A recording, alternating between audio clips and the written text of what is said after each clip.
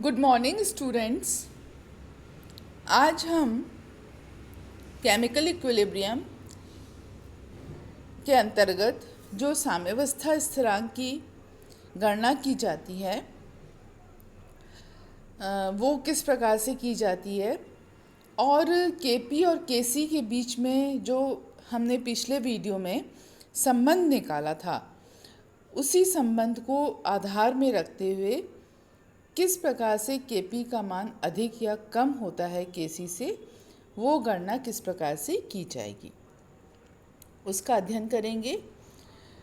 ला शीतलाय का नियम भी हम पढ़ेंगे, वो किस प्रकार से हमें जो एक्चुअल प्रोडक्ट को अधिक से अधिक प्राप्त करने के लिए किस प्रकार से वो हेल्पफुल है, उसका भी आगे मैं आपको बताऊंगी। तो सबसे पहले मैं अपना नाम बताती हूँ। मैं डॉक्टर भावना चौधरी, राजकीय कन्या महाविद्यालय कोटपुतली में रसायन शास्त्र की व्याख्याता हूँ और इस समय मैं बीएससी पार्ट 2 के फिज़िकल केमिस्ट्री वाला का जो चैप्टर है वो रासायनिक साम्य को पढ़ा रही हूँ। इससे पूर्व हम 3 लेक्चर और कर चुके हैं जिसमें आपने रासायनिक साम्य क्या होता है, कितने प्रकार का होता है, फिर साम्यावस्था स्थिरांक क्या होता है, साम्यावस्था कैसे गणना की जाती है, वो सब हम पढ़ चुके हैं। तो अब हम स्टार्ट करते हैं कि जो ये रिएक्शन हमें दिख रही है, आप देख रहे हैं Kp = KC/RT⁴ जो हम पहले पढ़ चुके हैं। उसमें फर्स्ट कंडीशन हमने देखी थी कि जब डेल्टा एन का मान 0 होता है, अर्थात जो उत्पाद प्राप्त हो रहा है और के अणुओं की संख्या और अभिकारक के अणुओं की संख्या जब समान होती है तो Kp और Kc का मान समान होता है, एक दूसरे के इक्वल होते हैं, जिसका एग्जाम्पल है N2 + O2 = 2NO। दूसरी स्थिति है जिसमें कि डेल्टा एन का मान 0 से अधिक होता है। तो डेल्टा एन का मान अधिक होना मतलब कि प्रोडक्ट जो बन रहा है उसके अणुओं की संख्या अधिक है और एज कंपेयर टू रिएक्टेंट, तो प्रोडक्ट माइनस रिएक्टेंट का मान जब 0 से अधिक होगा तो उस केस में Kp की वैल्यू Kc से अधिक होगी। तो इसका एग्जाम्पल आप देख रहे हैं, मैंने लिखा है 2SO3 गिव्स 2SO2 + O2। तो यहाँ जो है जो उत्पाद बन रहा है उसके 3 अणु हैं और अभिकारक के 2 अणु हैं। तीसरे उस पर आते हैं संभावना पर, जिसमें कि डेल्टा एन की वैल्यू जो है वो 0 से कम होती है, मतलब कि Kp का मान Kc से कम होगा, अर्थात जो उत्पाद बन रहा है उसके अणुओं की संख्या अभिकारक के अणुओं की संख्या से कम है। जैसा आप इस इक्वेशन में देखिए, अमोनिया का जब प्रिपरेशन होती है, अमोनिया की फॉर्मेशन होती है, तो उसमें नाइट्रोजन के 1 मॉलिक्यूल और 3 मॉलिक्यूल हाइड्रोजन के भाग लेते हैं और उससे 2 मॉलिक्यूल NH3 का प्राप्त होता है, अर्थात अभिकारक से उत्पाद बनने पर अणुओं की संख्या में कमी आती है। इस स्थिति में जो Kp की वैल्यू है वो Kc से कम होगी क्योंकि अणुओं की संख्या में कमी आ रही है। तो ये जो है आपका हो गया साम्यावस्था स्थिरांक, जो है वो अभिक्रिया पर निर्भर करते हैं, अभिक्रिया में कितने अभिकारक के अणु भाग ले रहे हैं और कितने उत्पाद के अणु बन रहे हैं। अब मैं बात करूंगी, थोड़ा सा आपको पता है कि किसी भी अभिक्रिया का वेग क्या होता है, जो सांद्रता में परिवर्तन होता है, और अभिक्रिया में लगा समय जो है वो अभिक्रिया के वेग के बारे में जानकारी देता है। सांद्रता में परिवर्तन को मोल पर लीटर में लेते हैं और समय को सेकंड्स में लेते हैं। तो इस तरह से यदि आपसे कभी बच्चों अभिक्रिया के वेग की यूनिट पूछी जाए तो क्या लिखेंगे आप? Mole litre inverse time inverse. ठीक है, mole litre inverse time inverse के द्वारा जो है इसको बताया जाता है। अब आते हैं हम ला शीतलाई के नियम या ली शैटलेट्स प्रिंसिपल, जो कि 1884 में एक नियम बनाया गया था, जो कि रासायनिक और भौतिक साम्यावस्थाओं पर दोनों पर ही लागू होता है। अब ये नियम क्या है?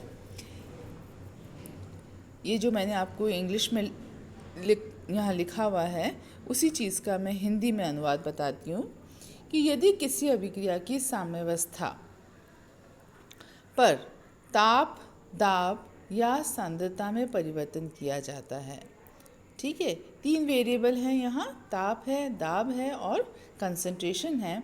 जब इसमें कोई चेंज किया जाता है तो साम्यावस्था विचलित अवश्य होगी, पर विस्थापित होगी, परंतु यह विस्थापित उस दिशा में होगी ताकि किए गए परिवर्तन का प्रभाव नष्ट हो सके और वह पुनः अपनी साम्यावस्था को मेंटेन कर सके।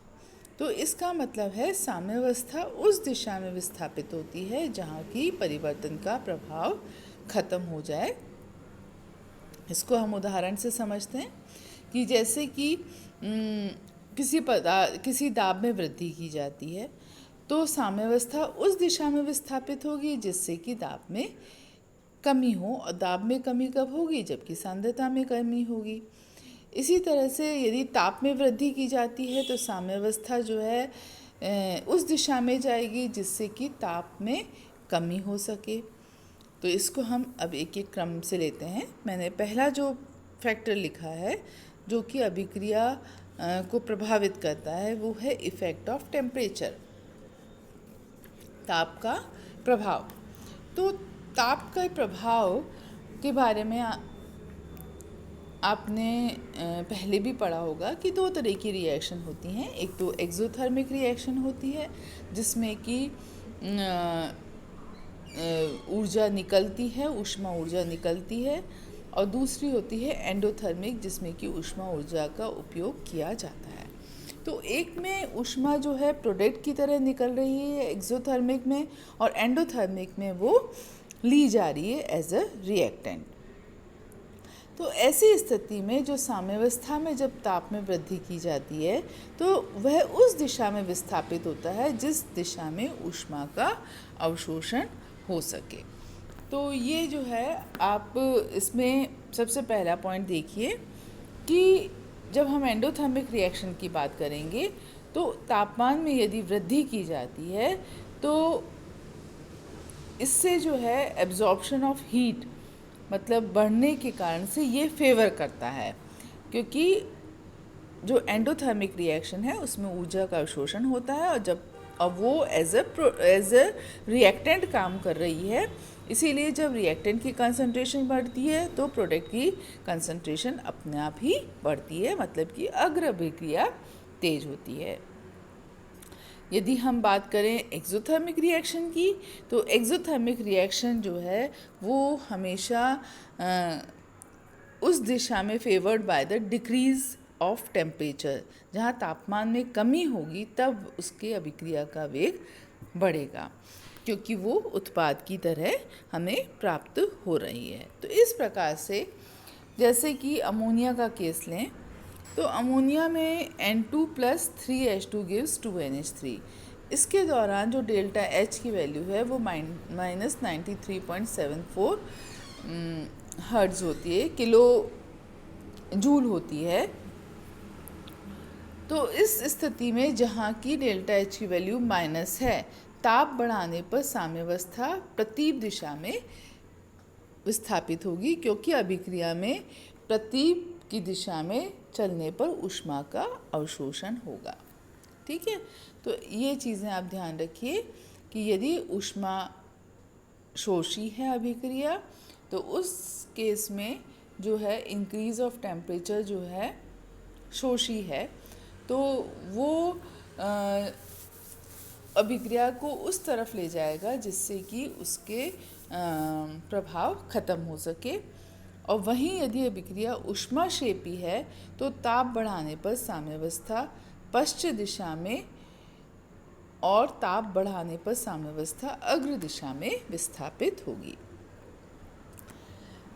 दूसरा है दाब का प्रभाव। दाब का प्रभाव भी अभिक्रिया के वेग को प्रभावित करता है।